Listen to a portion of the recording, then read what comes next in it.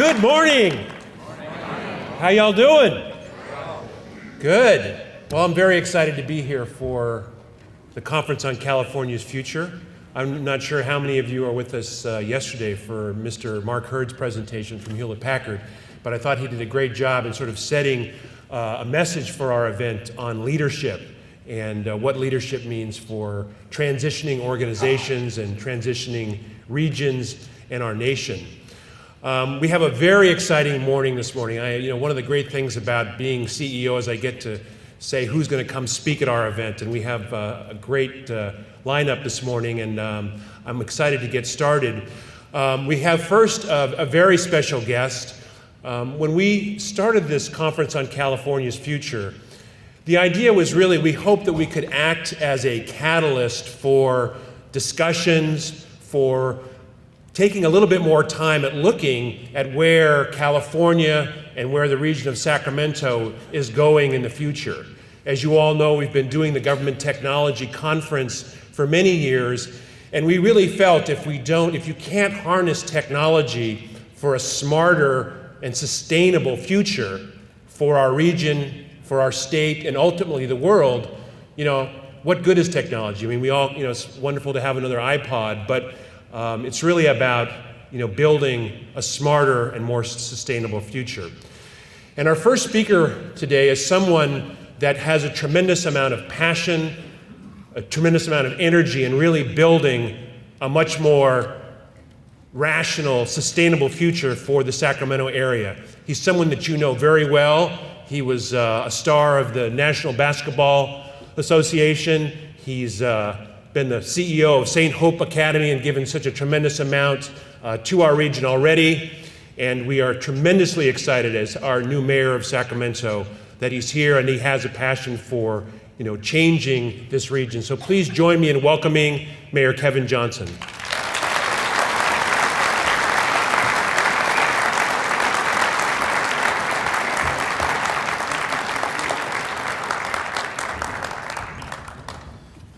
Good morning to everyone. Good morning. Are we awake yet?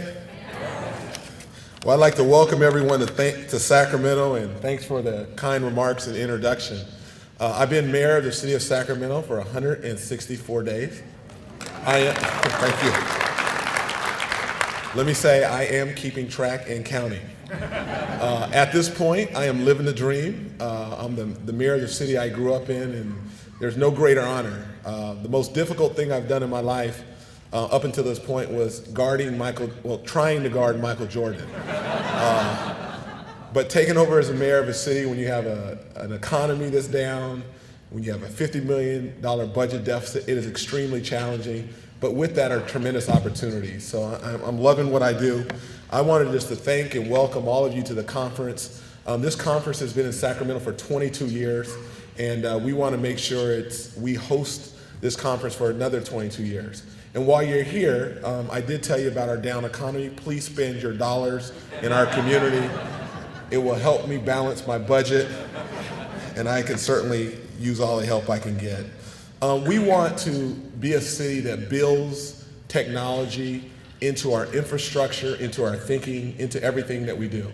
We want to be savvy when it comes to technology. And my passion lies with children. And you guys, most of you know this data point says 60% of the jobs in the future are going to require some sort of technology skill. And if you look 50 years out, it's going to be 90% of the jobs. And when you think about young people, we have to prepare our workforce for these jobs in the future. And for classrooms and schools that have technology as a main component, kids do 30% better on standardized tests. So we've got to get rid of this digital divide. We have to make technology mainstream in every public school in our country. It's going to be an extreme challenge. And as the mayor of the city of Sacramento, I'm going to do my part to make that happen. And as the capital of California, there's no reason why we cannot achieve these goals. It's going to take a commitment. It's going to take folks like you coming up with innovative ideas, holding the state accountable, and make us as cities do our part. I have one confession, then I'll let you enjoy your powerful speaker, Mr. Burke. I have an iPhone here. I don't even know how to turn it on. So if somebody can assist me, seriously, I've been carrying this thing around for like a month. And it was on when I got it, and then the battery died, so I was able to plug it in, but I don't know how to turn the darn thing back on. So I am committed to technology. Thank you very much. God bless you.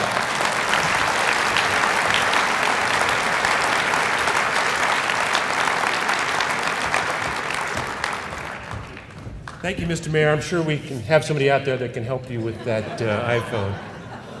Isn't it great to have Kevin Johnson as mayor of Sacramento? Let's give him another.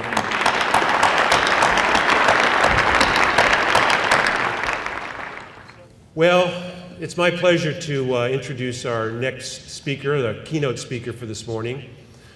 As I said earlier, one of the great pleasures I have is inviting folks to come and speak at our conference every year, and really, I think one of the foremost speakers that I know of, certainly one of the foremost science and technology journalists, historians, futurists, is joining us this morning. He came over the pond a couple days ago to be with us, came over the Atlantic Ocean, and we're very happy to have James Burke with us this morning.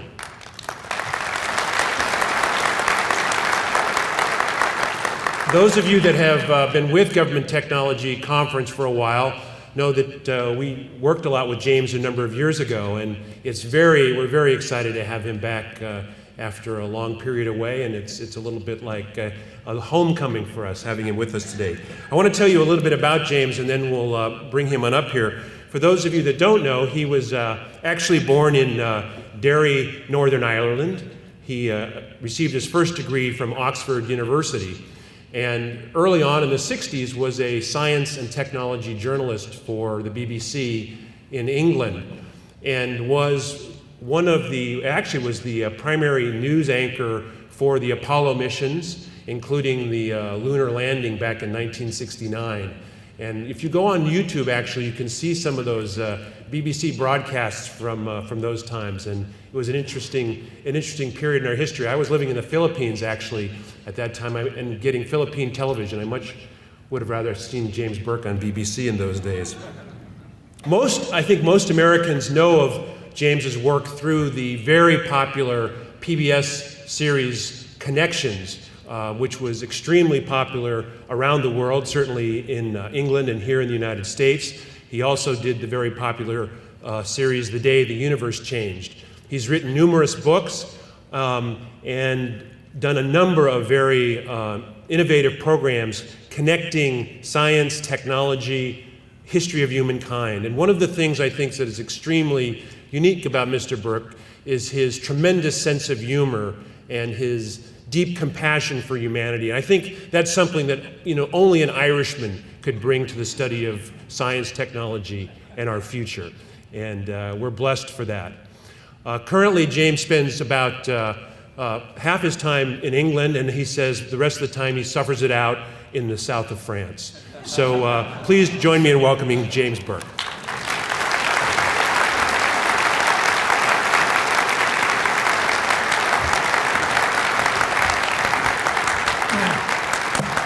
I like that crack about being Irish. So I'll begin with something I wasn't going to say about the Irish. It may help you in your present difficulties, where the English or the Americans may say that the situation is desperate but not hopeless. We Irish say the situation is hopeless but not desperate. Now, as you just heard in that fantastically overblown introduction, thanks for all those lies, Dennis and I go a long way back. As you know, therefore, most of you know, I've wasted my life writing books and teaching and producing television programs and articles and stuff like that about the history of science and technology and their social effect on the past, and to some extent their likely effect on the future. So this morning, I'd like to make a few remarks about the future of the future. Now more than ever before, as Yogi Berra once so perspicaciously noted, the future isn't what it used to be. Now, since I'm an historian, I'll spend much of my time this morning on the subject of the future looking at the past, because there is nowhere else to look, because the future hasn't happened yet, and, if you get my drift, never will. Work that one out. Okay. philosophy lovers.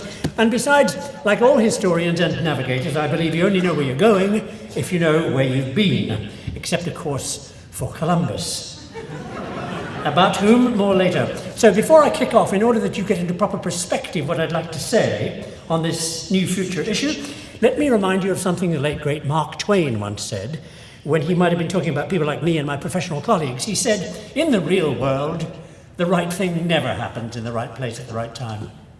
It is the task of journalists and historians to rectify this error. So let me start my rectification by doing a bit of talking about predicting. Never an easy subject. I mean, the average medieval man in the street would have fallen off his bar stool, laughing at the suggestion that great cities of the distant future, our time, in those cities, every individual would have their own personal form of transportation to go where they chose, when they chose. And he would have laughed at this ludicrous idea, believing, of course, that in such a situation, those future cities would in no time at all come to a total standstill when every street was 50 feet deep in horseshit. That medieval guy's problem, of course, was a problem we all suffer from, of being stuck inside the box. And science and technology are no exceptions. If contemporary cosmological thought says the universe is made of omelets, then as an astronomer you designed instruments to look for traces of intergalactic egg. And if you don't find any, no problem, instrument failure. This whole matter of paradigm constraint, as it's sometimes called, was once cogently addressed by the great philosopher, modern philosopher, Ludwig Wittgenstein, you know, the guy who ruined every administrator's life, when he said, if anything can be said at all, it can be said clearly. Okay, no more philosophy, right. Somebody apparently went up to Wittgenstein and remarked what a bunch of morons we Europeans must have been way back 800 years ago, in the days before Copernicus told us how the solar system worked, to have looked up there and to have thought that what we were seeing up there was the sun going round the Earth. When, as any idiot knows, the Earth goes around the sun, and you don't need to be Einstein to understand that. To which the great philosopher is said to have replied, as philosophers often do, yeah, yeah.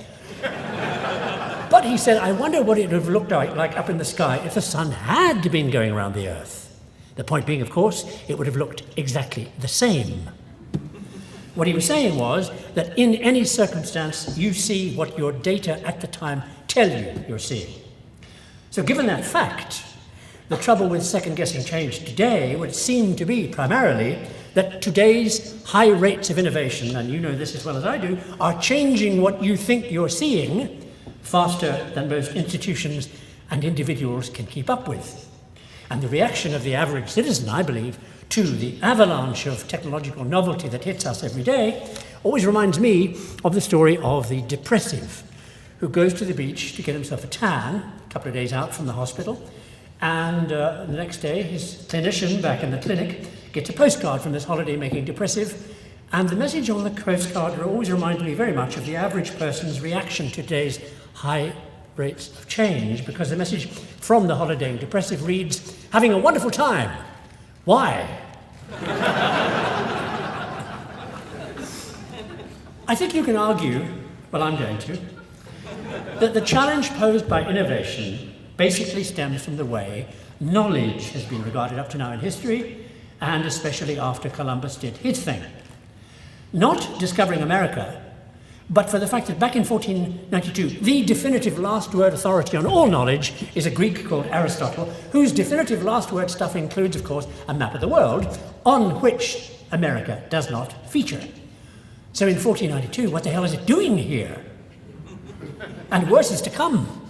Throughout the century after Columbus, flooding into Europe from this supposedly non-existent place, and then other newly discovered places around the globe, come new plants, new animals, minerals, people, stuff that nobody's ever seen before, and they are not in Aristotle's lists either.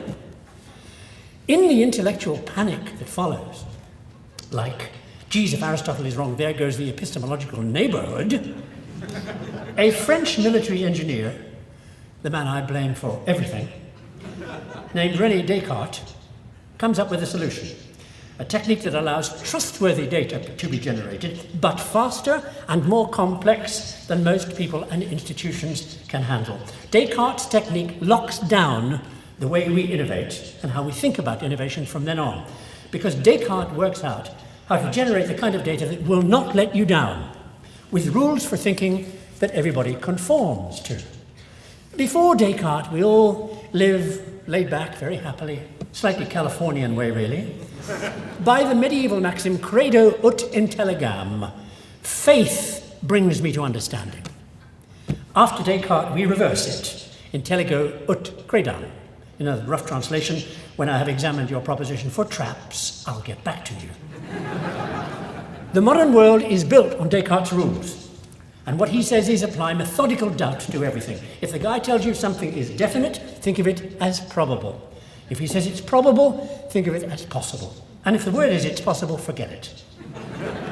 And Descartes adds, be reductionist. That is, reduce your view of anything down to its simplest component parts. That way you'll know how it works, and if it breaks down, how to fix it.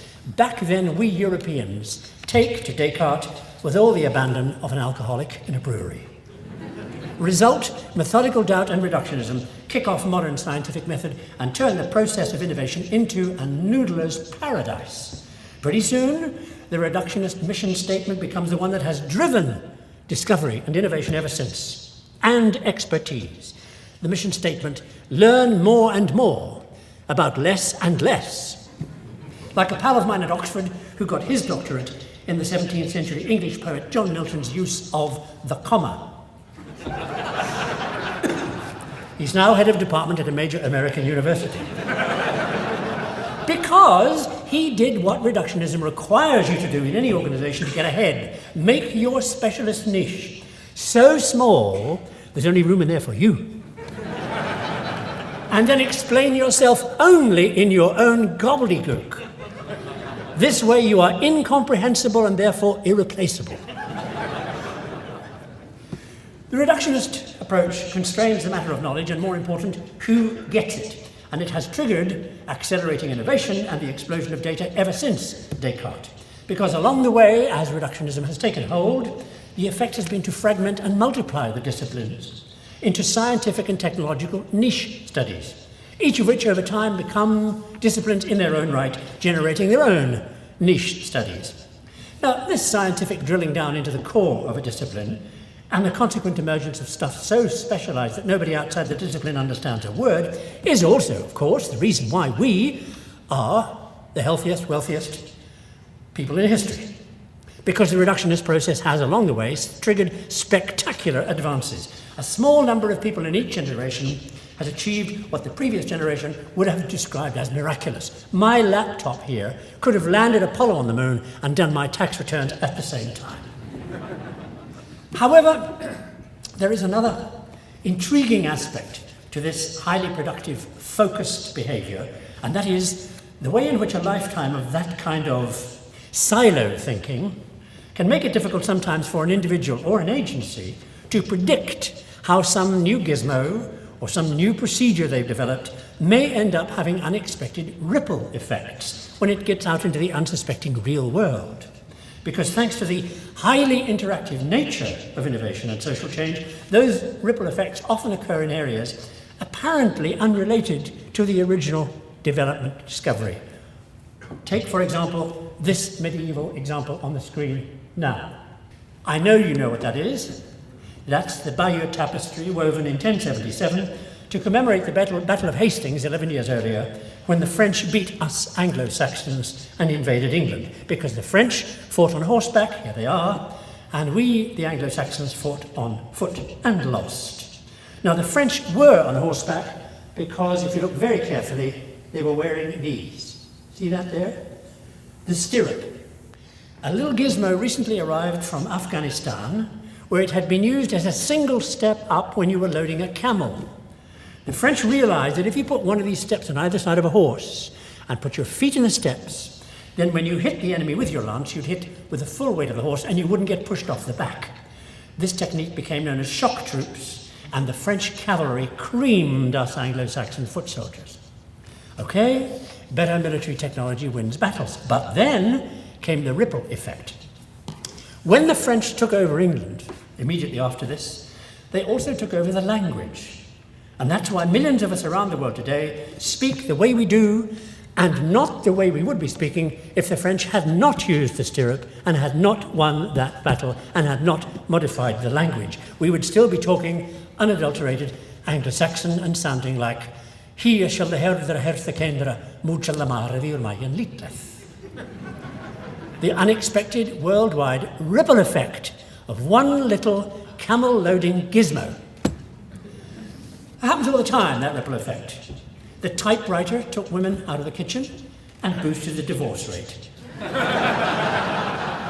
Asbestos protected you from fire and was carcinogenic. The first refrigerators kept food fresh and punched a hole in the ozone layer, and I'm sure you can think of dozens of examples.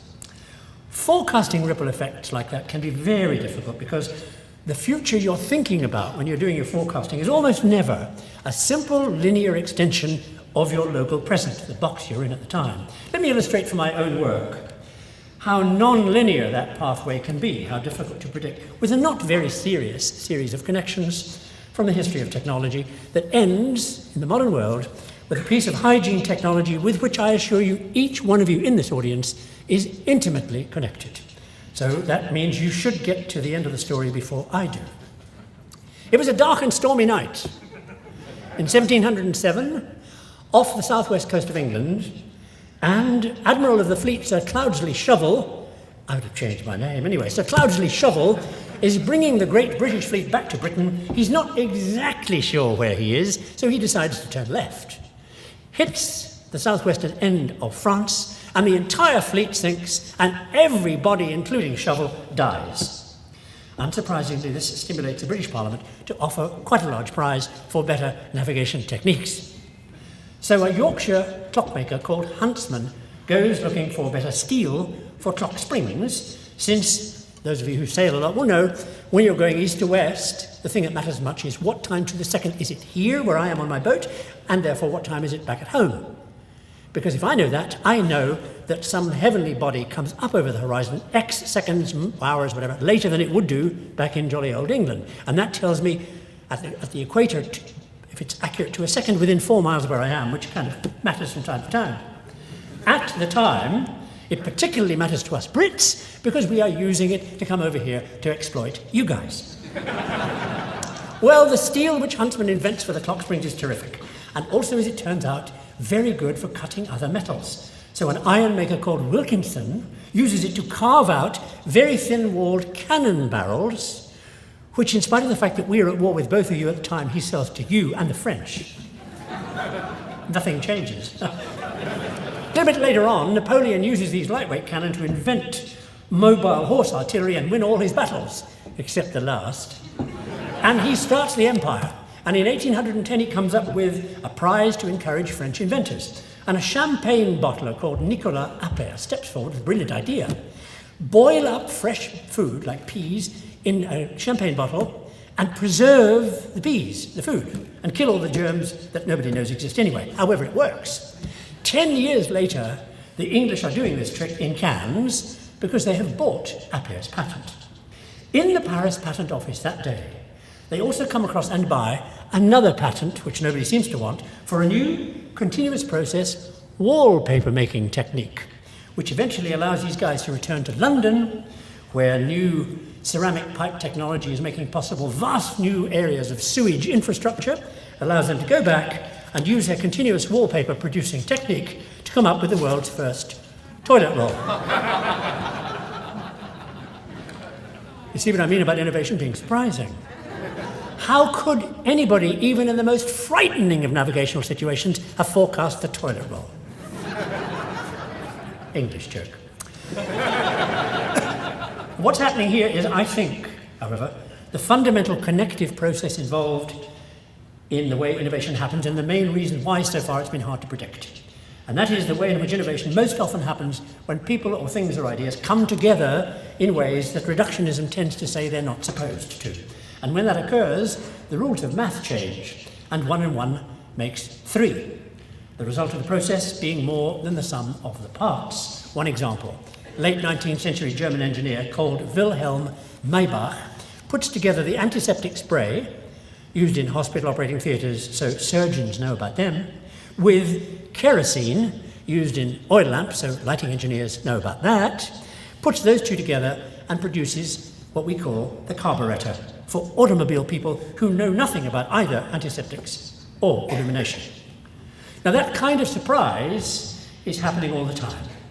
Given the fact that institutions today, every institution today, is backward looking, trying to handle high rates of modern innovation with procedures established in the past, with the technology of the past, to solve the problems of the past. And most of the time, the key problem back then was scarcity, not enough of something to go round. For all of history, we have lived by, and every aspect of our lives has been shaped by, a culture of scarcity. The modern law court, with its hearings and appeals and pleadings and summings up and all that blah, blah, blah, comes from about 3000 BC when nobody could read. So everything had to be spoken. And most law back then was about protecting scarce livestock and grain, protecting property. Most law today still is. Organizational command structures come straight from the Paleolithic caves, when you had to have a top-down hunting hierarchy with one guy in charge to make sure that the very scarce lunch on the hoof going by didn't get away so you wouldn't starve. Today, that hunt commander is called the CEO.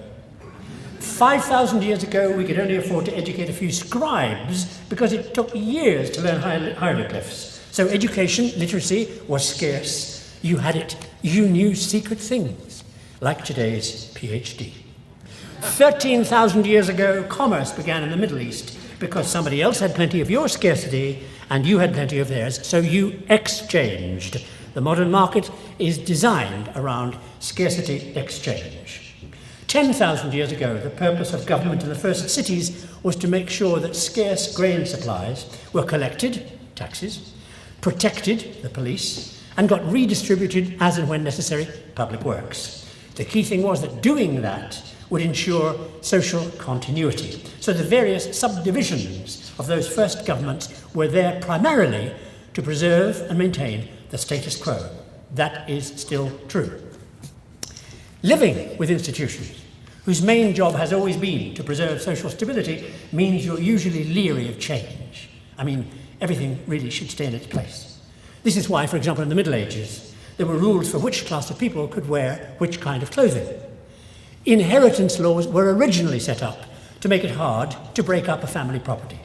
In the 15th century, after the first printing presses came out, there was an official censor standing right next to every one of them. After your War of Independence, the American Electoral College was established to save the country from direct vote mob rule. Now you can understand all that caution when you consider the way innovation is so often highly disruptive. I mean, even while they were finishing the Erie Canal, somebody was building a railroad along the bank that would put it out of business.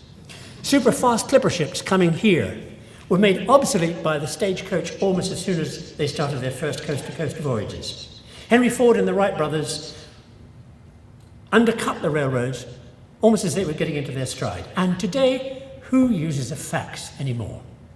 By the time you understand how some gizmo works now, they are not making that model anymore. So maybe the mayor shouldn't bother to learn how to use that little phone. Thanks to all this, and in spite of the present temporary recessionary blip, we find ourselves enjoying life in the fast lane. But given what we perceive from inside our backward-looking institutions, what may be the deleterious effect of globalization, wondering how long the party's going to last. My response is, that's the wrong thing to be worrying about, as I will explain. And anyway, all is not lost. Whatever the situation, thanks to a killer app in plentiful supply, just waiting for release. A killer app which every one of us has, called the brain. As I'm sure you know, every healthy brain on the planet has about 100 billion neurons, each one of which linked to up to 50,000 dendrites, each one of which potentially in contact with another 250,000 dendrites. So do the math. It looks as if the potential number of ways in which a signal could go through that all is greater than the number of atoms in the known universe. And you've got one between your ears. So maybe there are other things it could do, given an assist, as well as go down the ever more narrow, backward-looking, reductionist path. Maybe Einstein was right when he said, we are all born with magnificent brains, which formal education then slowly destroys.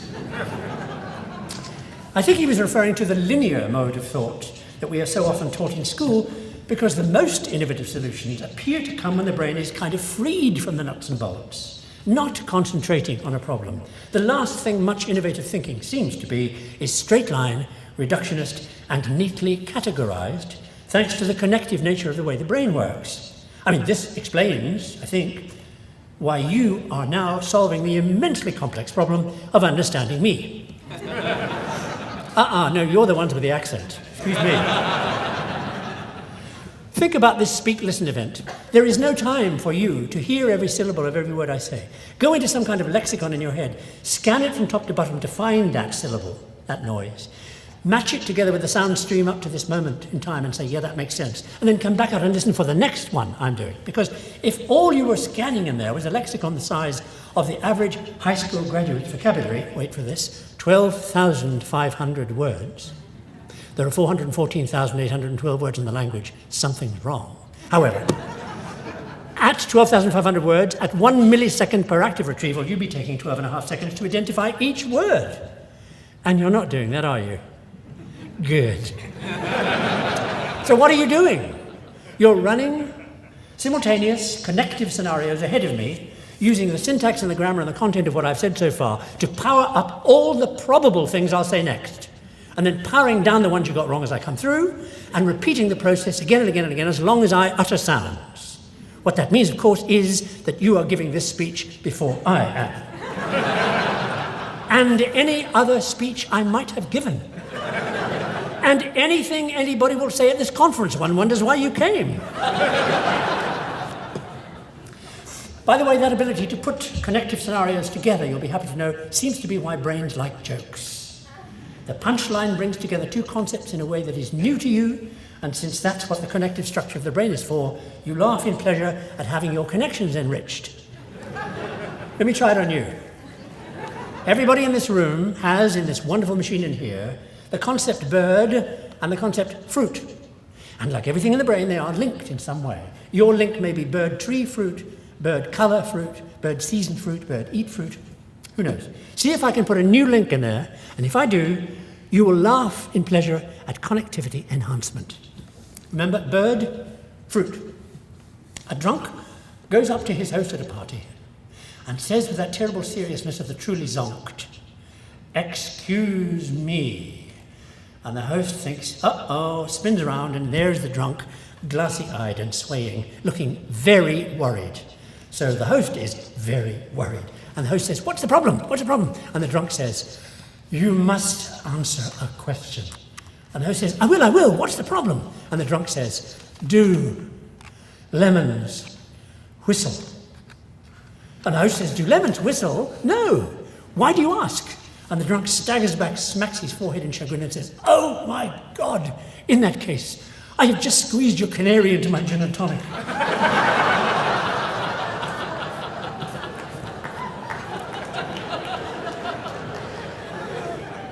Okay, it's all serious from now, so enjoy it. But you see what I'm saying, innovative behavior behaves in some ways just like a good joke. But I make a serious point, the brain is naturally configured to change, built to work in the 1 + 1 = 3 mode, designed to have innovative thoughts, because its prime job is security and survival, to create for itself a densely interactive model of the real world out there and use that to match up against what happens to you so that it notices any anomalies out there that might represent a threat and then inform you. And as Claude Shannon, the great American inventor of information theory, once said, information causes change. If it doesn't, it's not information. For example, there is no information in this phrase, "You are sitting in a seat." There is information in this phrase, "The person next to you has a communicable disease." Oh, sorry. As I said, the key thing about brains is everybody has one. And when you're talking about the present temporary problem of the globalization challenge to our institutions and ways of doing things, Can we survive in an ever more interdependent world of outsourcing, recession, competition from the so-called threat economies and all that stuff? It is worth remembering that in California alone, at last count, there were 33,893,799 brains, the vast majority of them unused, waiting for the opportunity to express themselves innovatively. An opportunity up to now which they have not had, because up to now in a culture of scarcity there was never enough technology to let us organize ourselves in such a way as to let more than a few people in on the act. History's so-called leaders or geniuses, Michelangelo, Lincoln, Bach, Einstein, thanks to which in one sense the entire miracle of the modern high-tech world is the product of less than 1% of the brains available at any one time in history. That is, the tiny number of brains with the means to access the relevant materials in the small, slow database equivalents of more than 100 years ago, that is to say, paper and parchment libraries. I wanted to make that earlier point about the brain's functional readiness, because when you get down to how we might manage to innovate fast enough and consistently enough to stay ahead of the game in this new global jungle, given everybody's brain's natural ability to think innovatively, if we had the technology to help them into the game or out of the silo, we have a long way to go before we run out of cerebral talent. And that's counting brains only one at a time. Never mind, as they say, when 2 or 3 are collaboratively gathered together. However, although there is today no shortage of such talent, and even though the cost of information technology to let them express that talent is falling like a stone, the present problem seems to be persuading that talent to get involved in the first place. A recent survey shows, as you probably know, that something is happening to cause young people to lose interest in science and technology careers, to an extent now causing some worry, as early as the first years of secondary education.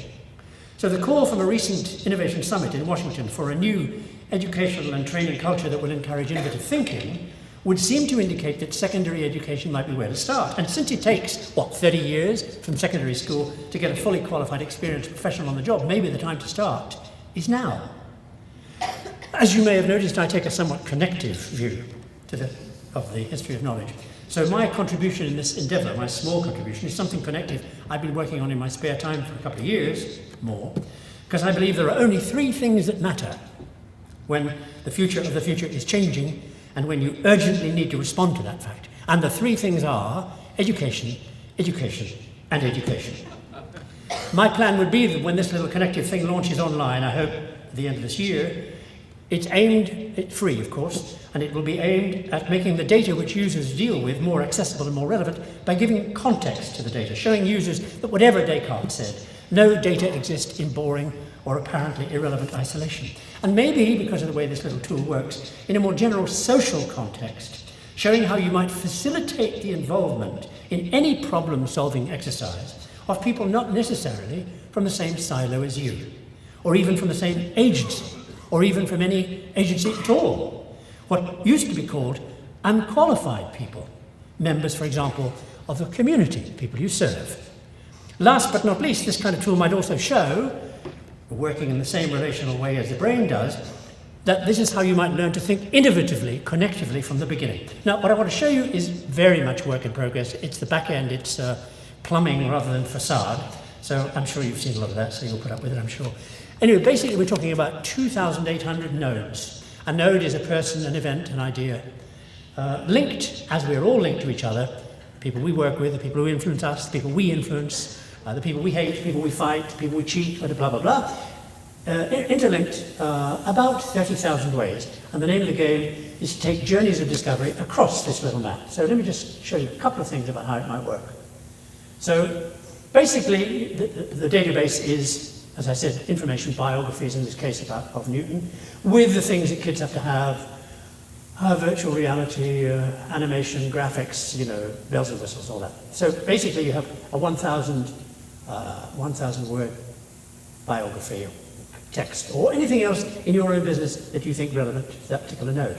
Okay, one of the ways of getting into it, there are lots and lots of interfaces, and I won't bore you with them all, but here's one for young kids where you see the past. The modern world is a series of concentric spheres. The modern world's on the outside one, and then the 19th century, 18th century, blah, blah, blah, down. So you go back into the past as you go in, and you can go in, like this. This is just an engineer's hack at it. It will look much better than this. And you fly your little spacecraft of knowledge in, and you land somewhere, and you see where that person is linked, and something about why they're linked, like that.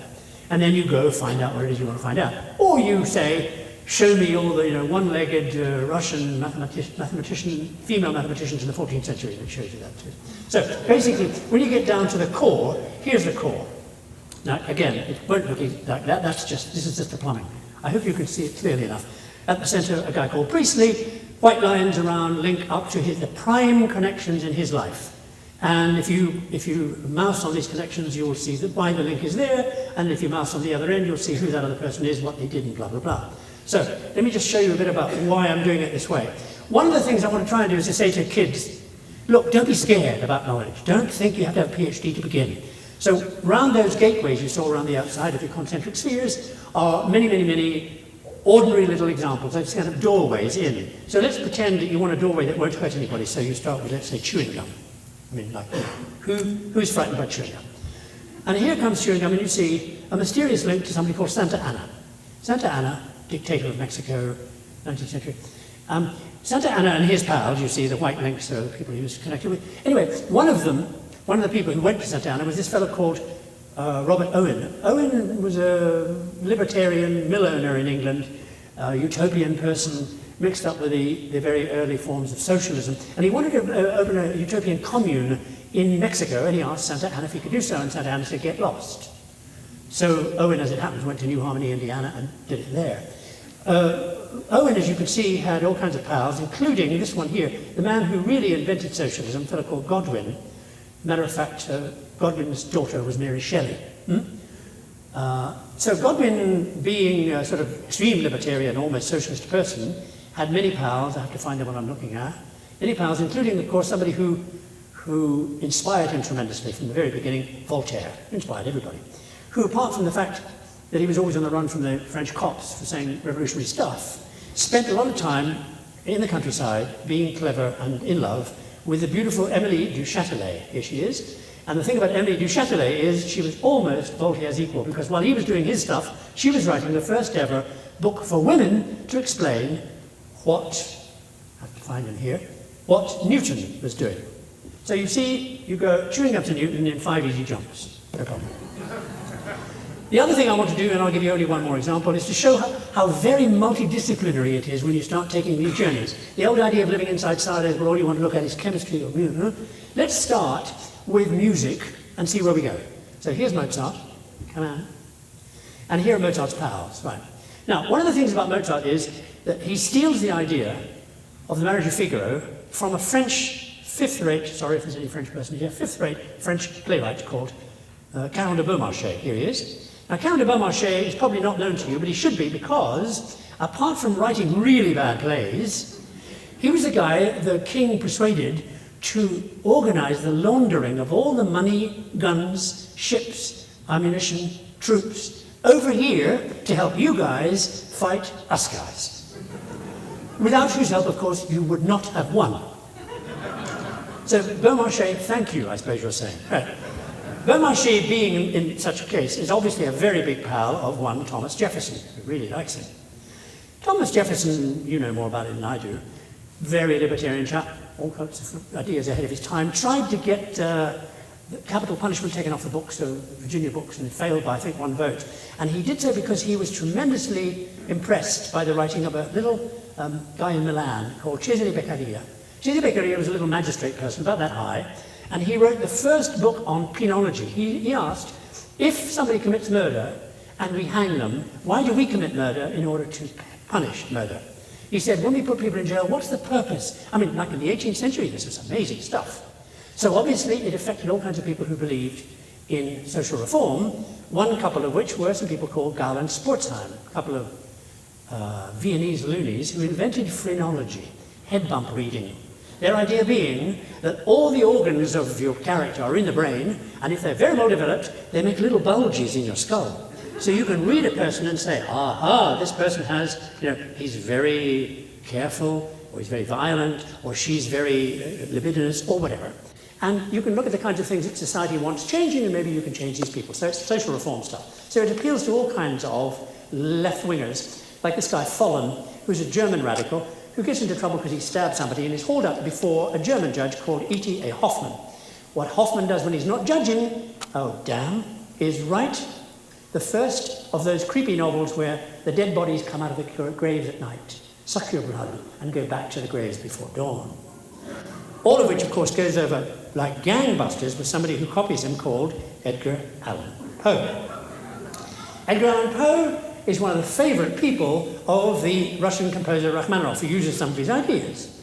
Rachmaninoff is at a party in Long Island one day, and he meets this really, really impressive other Russian emigre, young guy, and gives him $5,000, which allows Sikorsky to come up with the very first functioning helicopter.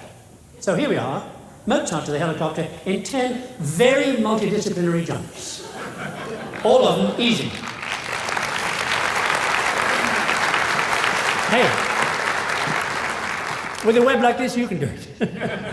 Now, one aim of this kind of approach is, of course, ultimately to service the innovation requirements of the next decade by encouraging users to think like that, to think 1 and 1 makes 3, to make people aware that something they know may be meaningfully related to something somebody else knows in some other silo, some other agency, some other company, community, and that identifying these data relationships is easy when you use a network process like a knowledge web and the kind of software with which to access the data you need to build webs, webs of your agency, webs of the entire organization, of the community, of the global social, political, economic environment, and so on. And the key thing about such webs is that in building them, you discover relationships that you didn't know about before.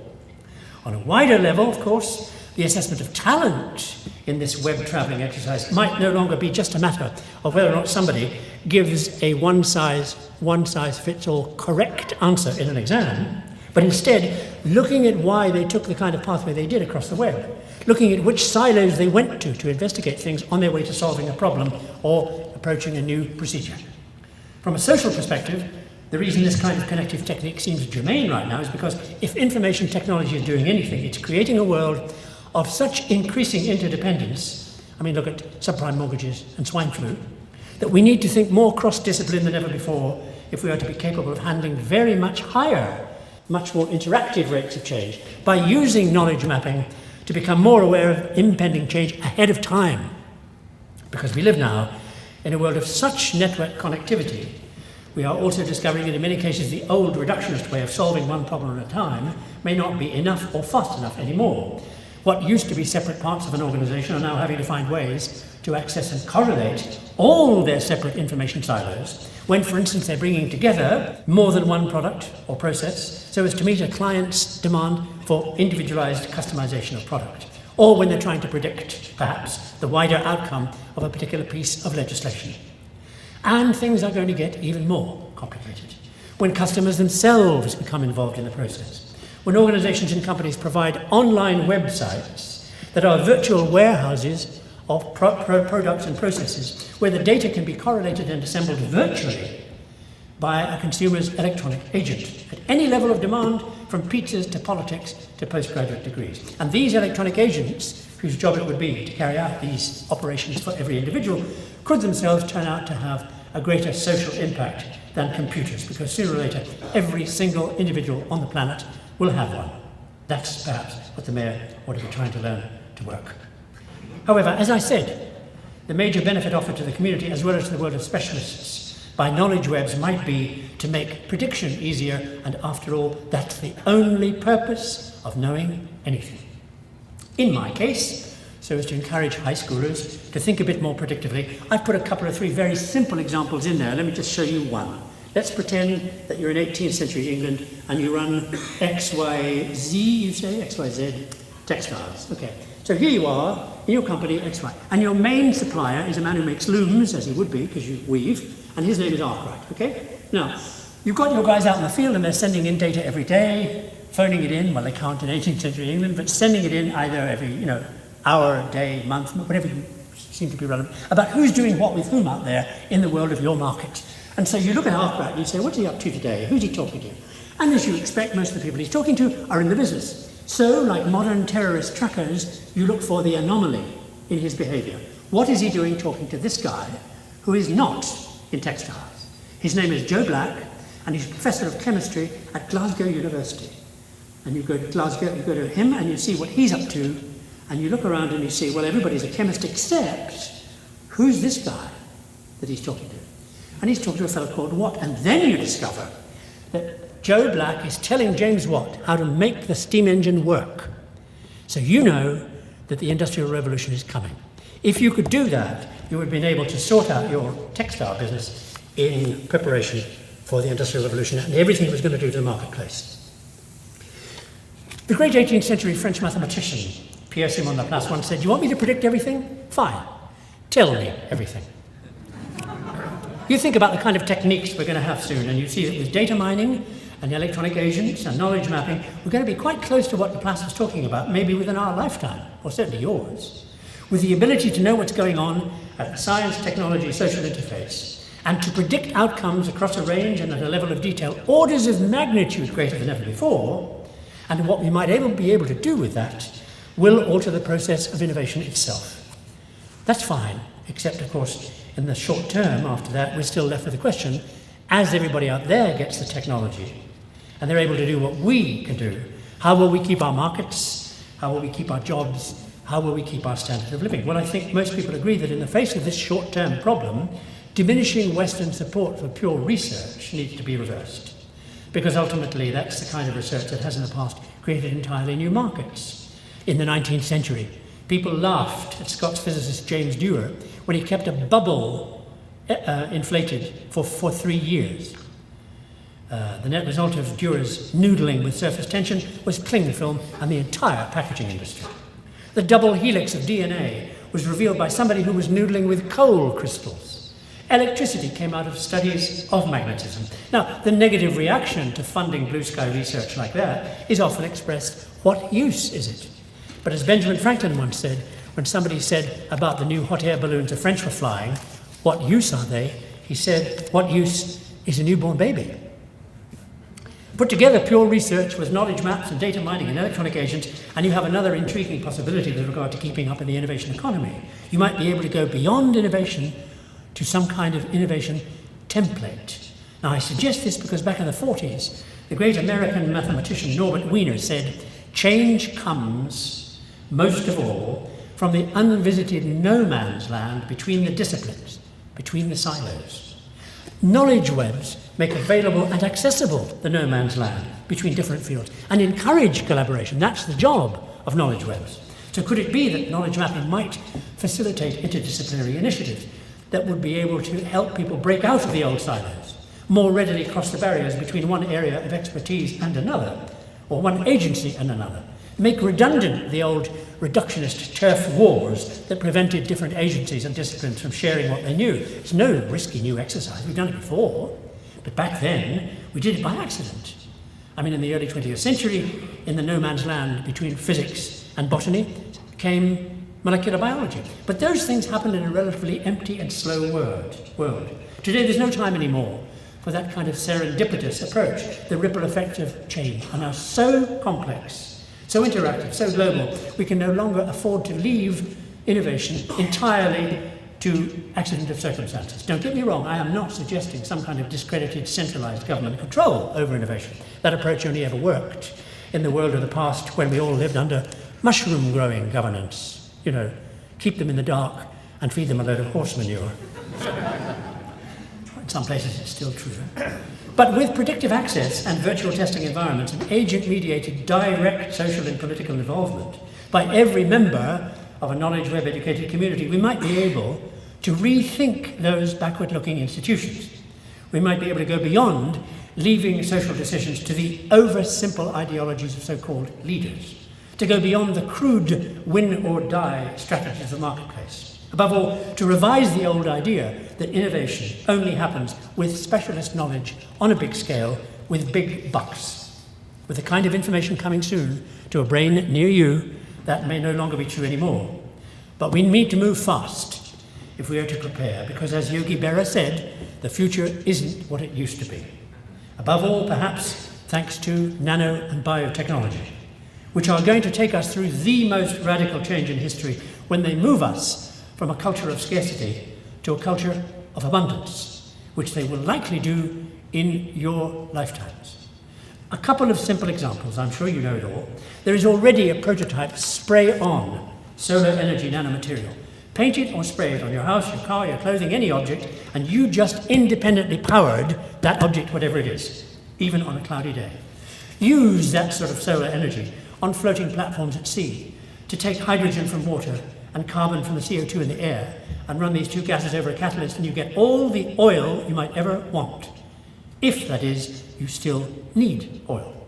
Nanotechnology offers the possibility of a coin-sized battery lasting 6 months to run your electric car.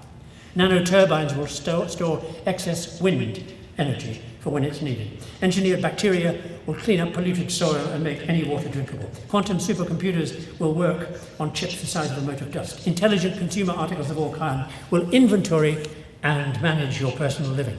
Medication targeting accurate to a single cell could cure most diseases. Fertilizers built into the seed will help to feed the world. All this and much more is likely within the next 40 years. And that's no time. I mean, the plane you came here in was probably 40 years old. But the clincher in nanotechnology seems to be that 4 years ago, for the first time, a couple of Japanese guys built a molecule out of individual atoms. And there are already early designs for what is being called a personal nanofactory, a box in your house. You download the right atomic manipulating software, and the machine manufactures, atom by atom from the bottom up, with unprecedented precision, anything you want, using for feedstock the atoms to be found in air and dirt. It makes anything, light bulbs, clothing, gold, oil, water, food, weapons, solar power, the philosopher's stone, Star Trek. And what that could do to the world, that virtually free abundance of anything a person might want, will make the social effects of the Industrial Revolution look like child's play. Just a couple of questions that abundance will raise within your lifetime. When every individual has a machine, because sooner or later the hackers will get you the software for nothing, and the machine, of course, will make copies of itself. When every individual has the machine, and every individual is virtually entirely self-sufficient, what need for government, or commerce, or nation-states, or globalization, or any of this old world we live in? Without trade, who needs businesses? So what happens to work? What do people do? What happens to our social dynamics when, thanks to targeted drugs, the vast majority of the population are over 65 and heading healthily towards 100 and something? If there is no need to go and grab raw materials, is that the end of war? But with no more international economic pressure to toe the line, will tin pot dictators with nano weapons go to war for some other reason? Will we look back fondly to the time when all we had to worry about was a few terrorists? When quantum computers built of DNA give every individual the entire store of human knowledge on a single knowledge web, will it be necessary to know anything anymore? And if not, what will you do with your brain? When nobody needs any longer to conform to rules imposed by scarcity, what happens to what we used to call agreed standards and values?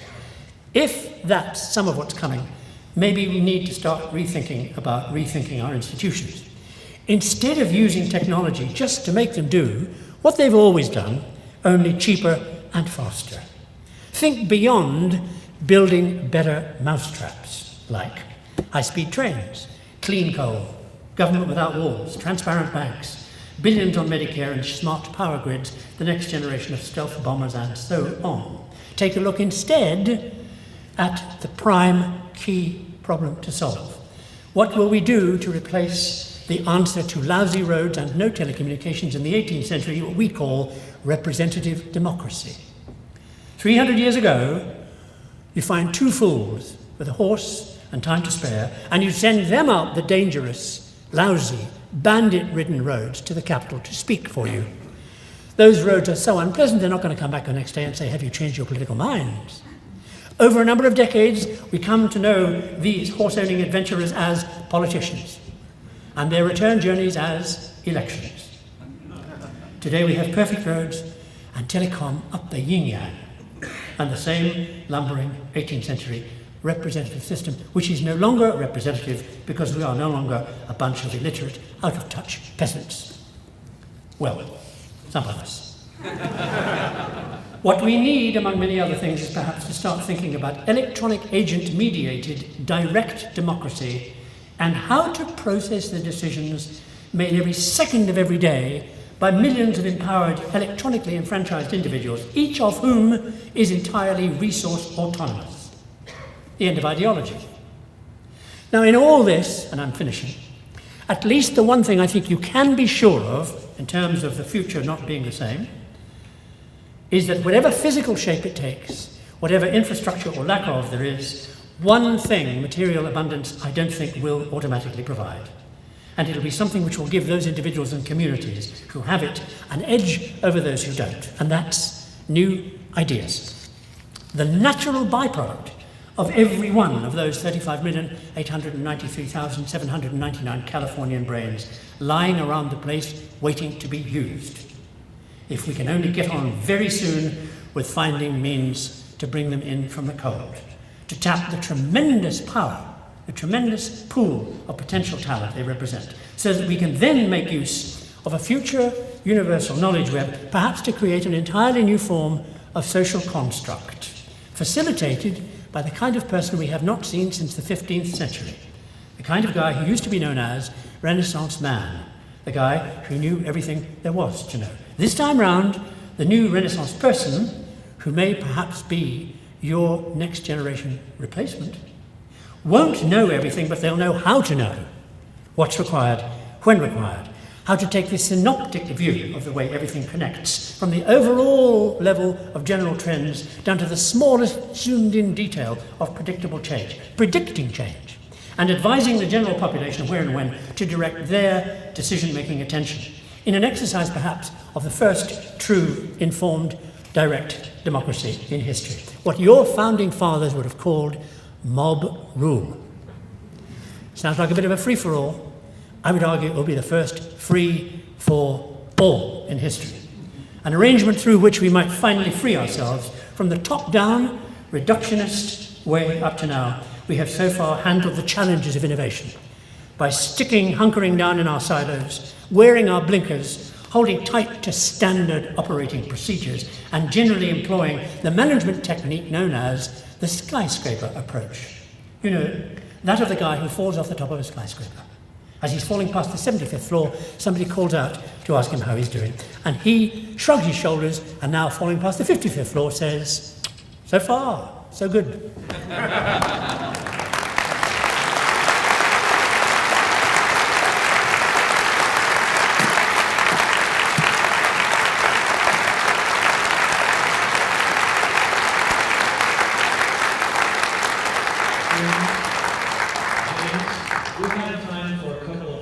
I do. If you can stand it, I can stand it. Questions. If anyone wants to ask a question, we have a microphone here and on the opposite side. Okay, the usual rules obtain. I'll twist the question to suit me and then duck it. You know the technique, if you teach. Mr. Burke, I'm curious, you talked about a mob rule or representative democracy. Here in California, we have the initiative process that has at least been blamed for tying the government somewhat in knots. I'm wondering how the idea of opening that process up squares with the California experience. I'm biased, of course. I mean, I think that the initiative process, which is what you call it, I mean, people say, oh, the terrible thing about the initiative process is to change it, you have to have another one. Well, I want one every 186,000 times a second every day. So I'm for it. I mean, you know, there is, I mean, if ordinary people are too stupid or unintelligent or badly educated to become involved in the niceties of government, why do they vote? What is the point of the vote? Either it's Vox Populi, Vox Dei, or it's not Vox Populi, Vox Dei.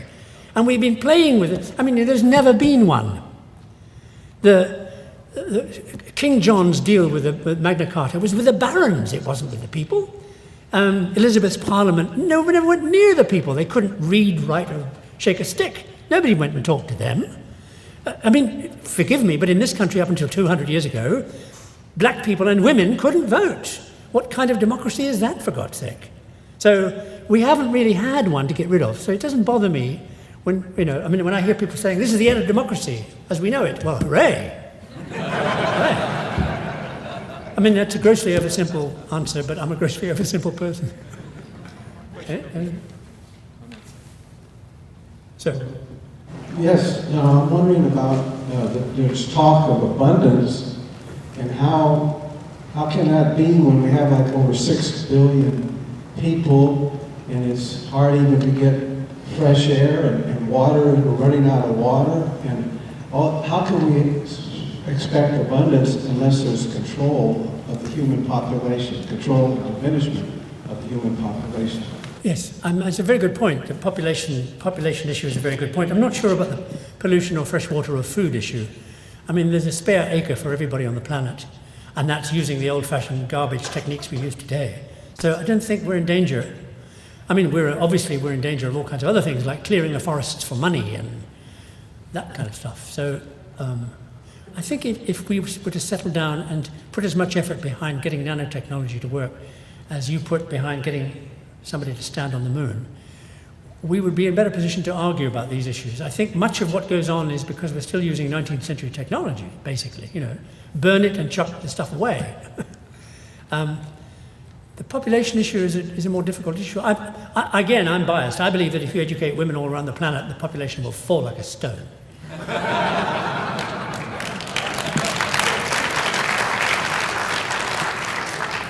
more question right there, James. Sir. Hi, Mr. Burke. First off, I just want to say it's a real privilege to hear you speak. I'm kind of a fan of your work, and especially your connections. My question is regarding knowledge mapping and other efforts currently on the internet, like Wikipedia and other online resources. What mechanisms should people consider as far as ensuring the information is valid and that it's not misused or misrepresented? Gee, I didn't hear that. Did you? What should we do to make sure that the image we receive is valid and not misrepresented in some ways that come to us from so many sources? Yes. Good question. I mean, it's a question which becomes more and more important as the load becomes bigger and bigger. Well, I don't think it's beyond the wit of man. I had a meeting yesterday in San Francisco with some people who are building filters. Yeah, right.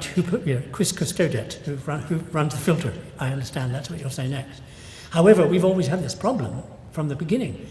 I mean, all I can say is I believe the problem is, I believe we have better tools for filtering what we consider to be valuable information. Let's throw away words like truth. That's too dangerous. Facts, so-called facts that we feel to be important for us. I think we're better placed than 100 years ago, far better placed. I mean, I know the amount is gigantically bigger, but a lot of it's repetitive, and a lot of it's the same stuff. It's just the detail that perhaps. And then, so I think in general we're better off. It's obviously a key issue, but I don't think it's beyond the wit of man to develop a filtering system for that over the next 10 years. So it doesn't bother me too much. No.